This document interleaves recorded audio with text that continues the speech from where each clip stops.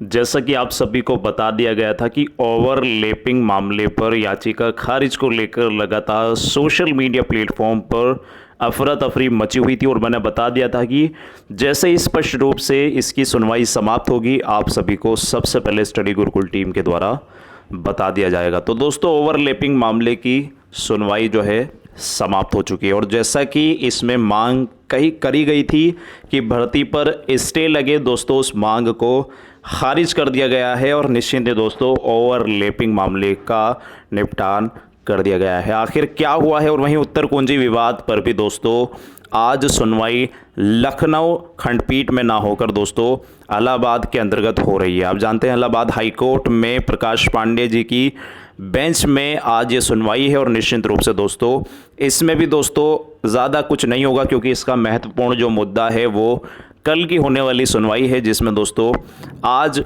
उसको लेकर दोस्तों आप जानते हैं कि निश्चित रूप से 69,000 शिक्षक भर्ती के अंतर्गत एजी महोदय अपना सरकार की तरफ से काउंटर एफिडेविट लगाने वाले हैं। वहीं भर्ती पर भ्रष्टाचार पर जांच एफआईआर भी, और छात्रों ने एकजुटता दिखाते हुए 68,500 की 22,000 सीटों को 69,000 शिक्षक भर्ती के अंतर्गत ऐड करने के लिए शासन से सम्मिलित रूप से अनुरोध किया है। दिखाएंगे आप सभी को क्या अनुरोध किया गया है। तो सबसे पहले बात करते हैं ओवरलैपिंग मामले की। आपसे एक रिक्वेस्ट है कि प्लीज़ वीडियो को लाइक कर दीजिए, चैनल को सब्सक्राइब करके बेल आइकन को प्रेस कर दीजिए ताकि आने वाली लेटेस्ट वीडियो की नोटिफिकेशन आप सभी को सबसे पहले मिल सके। तो चलिए देखते हैं।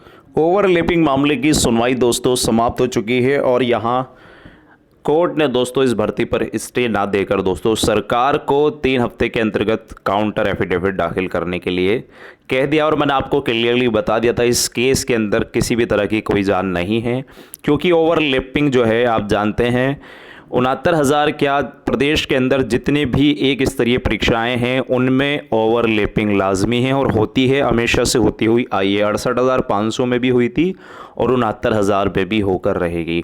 और निश्चित रूप से दोस्तों इस केस में दम ना होने की वजह से दोस्तों इसमें 3 हफ्ते का समय काउंटर एफिडेविट दाखिल करने के लिए कहा गया है। तो निश्चित रूप से इतने में तो भर्ती प्रक्रिया समाप्त भी हो जाएगी, आप सभी को नियुक्तियाँ भी मिल जाएगी। वहीं अगर तो निश्चित रूप से आप समझ चुके होंगे कि ओवरलैपिंग मामला जो है एक तरह से पूरी तरह से ख़त्म ना होकर 3 हफ्ते का काउंटर एफिडेविट दाखिल करने के लिए कह दिया गया है। उत्तर कुंजी विवाद पर दोस्तों सुनवाई शुरू होने वाली है। दोस्तों आप जानते हैं इलाहाबाद कोर्ट के अंतर्गत सुनवाई है और निश्चित रूप से इसकी जो महत्वपूर्ण सुनवाई है वो कल है, तो इसको लेकर भी आपको चिंता वाली बात नहीं है। लेकिन यहाँ लगातार 69,000 शिक्षक भर्ती छात्र 22,000 सीटों को ऐड कराने की मांग पर डटे हुए हैं। सबसे पहले देख सकते हैं सेवा में माननीय मुख्यमंत्री जी उत्तर प्रदेश सरकार लखनऊ विषय गतिमान 69,000 शिक्षक भर्ती प्रक्रिया में 22,000 पद ऐड करने के संबंध में महोदय सादर निवेदन है कि माननीय सुप्रीम कोर्ट के आदेश अनुसार अब शिक्षक भर्ती में 1,37,000 शिक्षा मित्रों द्वारा रिक्त पदों को 2 क्रमागत 68,500 69,000 में शिक्षक भर्ती पूर्ण करना था। शिक्षक भर्ती 68,500 में योग्य अभ्यर्थी की कमी के कारण लगभग 22,000 पद रिक्त रह गए। इस समय 69,000 शिक्षक भर्ती में सरकार के मानकों को पूरा करने हेतु 1,46,060 अभ्यर्थी पास हुए हैं। बहुत से ऐसे भी अभ्यर्थी हैं जो उम्र के आखिरी पड़ाव में हैं। अतः आपसे निवेदन है कि बेरोजगारी के दृष्टिकोण से पिछली भर्ती के रिक्त पदों को इस भर्ती में ऐड करने की कृपा करें जिससे योग्य अभ्यर्थी बेरोजगार ना रह जाएं। धन्यवाद भवदीय समस्त अभ्यर्थीगण। और बिल्कुल सही बात भी है दोस्तों, आप समझ सकते हैं कि बहुत सारे छात्र जो हैं अभी अपने उम्र के अंतिम पड़ाव में हैं और ऐसे में वो 22,000 सीटों के नेक्स्ट भर्ती का इंतज़ार नहीं कर सकते। ऐसे में इन छात्रों ने अनुरोध किया है कि जो भी छात्र ये पास हुए हैं 1,46,000 इनको ही इसमें मौका देकर प्रदेश की शिक्षा व्यवस्था को भी दुरुस्त किया जा सकता है। तो देखते हैं सरकार इस पर क्या एक्शन लेती है, लगातार मांग चल रही है। वहीं भर्ती भ्रष्टाचार पर जांच एफआईआर भी।